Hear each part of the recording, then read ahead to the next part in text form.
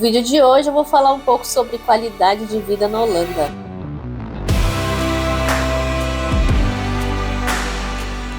Eu vi uma matéria há algum tempo atrás sobre um ranking da ONU, que é o ranking dos países mais felizes do mundo. Eles fazem uma pesquisa em mais de 150 países para classificar e entender quais são os países onde as pessoas são mais felizes no mundo. E qual não foi minha surpresa em descobrir que a Holanda é o quinto país mais feliz do mundo em 2020, nessa pesquisa divulgada, na verdade, em 2023. E, na verdade, eu vi que ao longo dos anos a Holanda está sempre oscilando nesse ranking de felicidade da ONU entre quinto e sétimo lugar. Então está sempre ali no top 10, né, vamos dizer, no top 10. E aí eu fui pesquisar esse ranking, como ele é feito, para entender como eles chegam nesse número e entender por que a Holanda performa tão bem e entender também por que o Brasil, de repente, não performa assim tão bem. Pelo que eu vi, tem melhorado, mas, né, entender as diferenças aí, é a missão desse canal também, às vezes, trazer essas diferenças. E aí eu quis trazer nesse vídeo para comentar também alguns aspectos sobre a Holanda que eu achei interessante. E as variáveis que eles analisam incluem alguns quesitos, entre eles o PIB per capita real, que é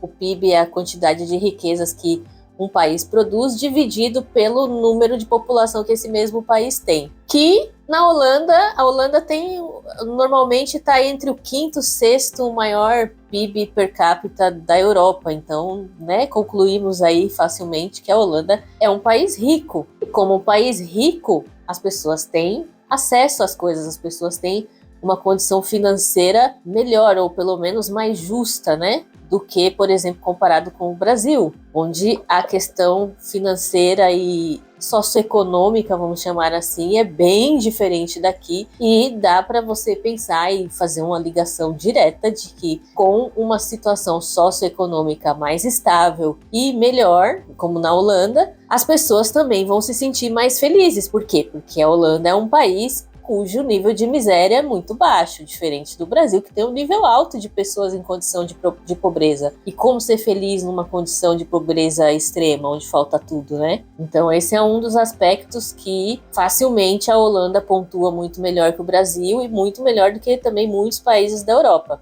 O segundo fator é a expectativa de vida saudável. E aí também é outro fator que difere bastante do Brasil, né? Que a expectativa de vida aqui na Holanda é de 81 anos atualmente. Então aqui na Holanda é muito comum você ver bastante idosos na rua, uma população bem ativa, que não se deixa abater. Então é bem comum você ver eles pela rua, pelo mercado, mesmo andando de andador, de cadeira de roda, daquelas motoquinhas motorizadas. Eles não se abatem, eles continuam vivendo a vida deles. E é um país que também é fácil para o idoso viver e para se locomover também. Tem o reflexo do PIB per capita que eu falei, mas a própria geografia também favorece, né? Porque como as ruas são conservadas, fica muito mais fácil para um idoso com andador sair andando de casa e ir até o mercado do que é no Brasil, que a gente tem calçadas irregulares em tudo que é lugar. Então tem várias coisas, né? Não vou, assim, nesse vídeo entrar muito nesse detalhe, que senão vai ficar um vídeo muito longo, mas tem vários fatores que contribuem para a expectativa de vida da Holanda ser tão alta. Um deles é, com certeza, essa relação com o PIB, né, com a relação socioeconômica do país, porque não só eles acabam tendo mais acesso às coisas, mais acesso à saúde, mais e melhor acesso à saúde, mas também um nível de educação melhor, mas principalmente eles têm condição de se cuidar muito melhor do que um idoso tem de se cuidar no Brasil, né? Outro item avaliado é a assistência social, que a Holanda é um país que tem um nível de assistência social muito, muito bom.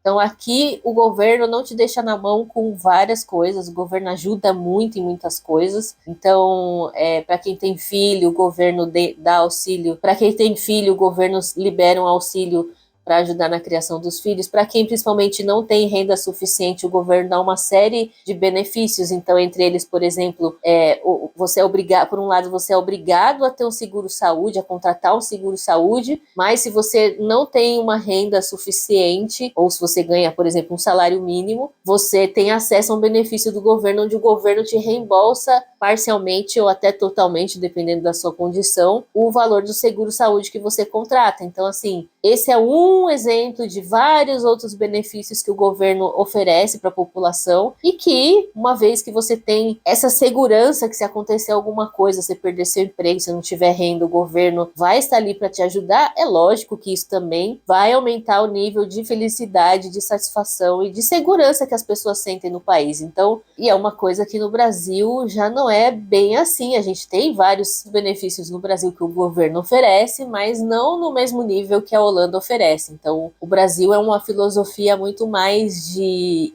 a gente trabalhar muito para a gente depender cada vez menos do governo, porque depender do governo é sempre uma coisa muito incerta no Brasil, né? Muito incerta e muitas vezes insuficiente, né? Porque se por um lado a gente tem o seguro-desemprego, não é que o valor do seguro-desemprego cobre a renda e os custos que a gente tem de vida. É um complemento, uma coisa para ajudar numa fase de transição e não algo que realmente vá te calçar aí pelo período que você vai ficar desempregado. Então a Holanda não, tanto que o seguro-desemprego daqui funciona diferente. O seguro-desemprego daqui é um percentual do salário que você ganhava na empresa, né? Porque tá te dando o mesmo, não exatamente o mesmo, mas porque não é necessariamente 100%, mas tá calçado em cima do padrão que você já tinha na empresa, né? E não algo que não vai ser suficiente para você viver. Enfim, a Holanda é um país bem conhecido por ser bastante assistencialista, por ter bastante benefícios e coisas para quem, não só para quem é cidadão, mas também para quem é residente no país. Outro item que também é avaliado nesse ranking da ONU é a liberdade de escolha. E a Holanda, um dos valores, dos grandes valores dos holandeses é a liberdade de escolher, se sentir livre e de poder escolher o que eles querem fazer. Então, quando você pensa que é um país que, por exemplo, permite a eutanásia, permite o aborto de maneira legal, é um país que dá ao seu cidadão a possibilidade de escolher. E esses dois assuntos, como exemplo, não são assuntos que ficam sendo debatidos que não deveriam ser legal ou deveriam ser legal, enfim. São assuntos que para os holandeses é uma coisa normal, porque não é uma questão como no Brasil, por exemplo, esse assunto vira polêmica, né? Eutanásia e aborto. Por quê? Porque tem aquele viés religioso, tem as pessoas que deveriam estar votando em relação a uma lei relativa a esses assuntos, que deveria estar votando com uma visão laica e acabam votando com uma visão religiosa, ou seja, onde fica o direito de escolha das pessoas que não têm religião e que acreditam em outra coisa, né? O Brasil tem muito esse viés em muitas questões, não só na política, mas em vários assuntos, e na Holanda é exatamente o contrário. Na Holanda,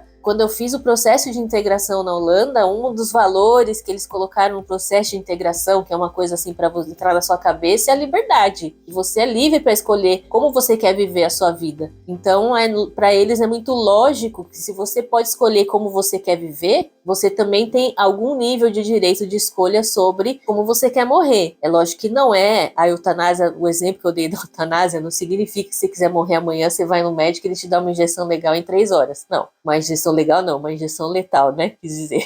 Não é assim, tem um processo, até tem um vídeo aqui no canal que eu explico como é esse processo de eutanásia na Holanda, que precisa ser aprovado, que precisa passar por médico, que precisa realmente chegar à conclusão que não existe outra alternativa para aquela pessoa. Então é um processo bem complexo, mas só de ter uma lei que permite, mesmo que passe por um processo complexo para você chegar nisso, já demonstra como que a liberdade é um valor muito forte dentro da cultura holandesa, e essa sensação de você ter o poder de escolha sobre a sua vida também é uma coisa avaliada nesse ranking da ONU, onde a Holanda muito provavelmente pontuou bem forte, porque eu vejo isso assim em várias coisas. Eu dei esses 2 exemplos, mas poderia dar vários outros exemplos, escolhi esses que são mais extremos, mas tem vários outros exemplos de coisas que para o holandês é muito importante ele ter esse poder de escolha, né? E que é muito forte na sociedade, que todo mundo deve ter este poder de escolha.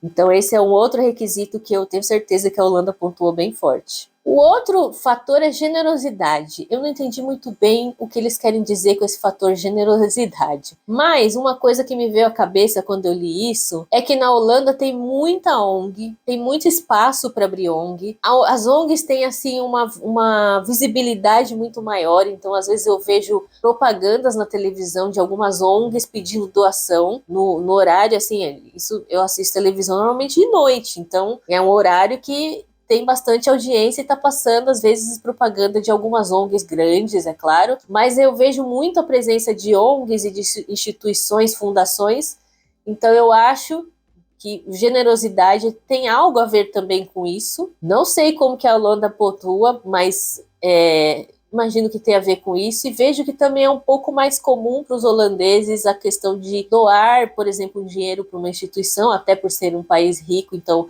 as pessoas também têm mais condições de contribuir com tudo isso, mas assim, confesso que eu não entendi muito bem o que eles exatamente olham em relação à generosidade, me pareceu uma coisa um pouco mais subjetiva, mas enfim, é uma das coisas que é avaliada. Eu acho que o Brasil é muito mais generoso do que os brasileiros, de uma maneira geral, são mais generosos que os holandeses, porque a cultura holandesa ela é um pouco mais individualista, não confunda individualismo com ser egoísta, mas eles são mais individualistas, e o brasileiro é um povo um pouco mais acolhedor, um pouco mais de grupo, de um ajudar o outro. Então a gente pode não doar dinheiro para uma ONG, mas a gente está muito mais, acho que, disponível para ajudar um amigo em algumas situações, ou até para fazer alguns trabalhos comunitários, algumas coisas do tipo. Mas enfim, vou deixar no ar essa parte da generosidade, porque eu achei um pouco subjetivo, não sei como não entendi muito bem como é avaliado. E por fim, um que eu acho que vocês vão concordar muito comigo, que é a percepção de corrupção, que na Holanda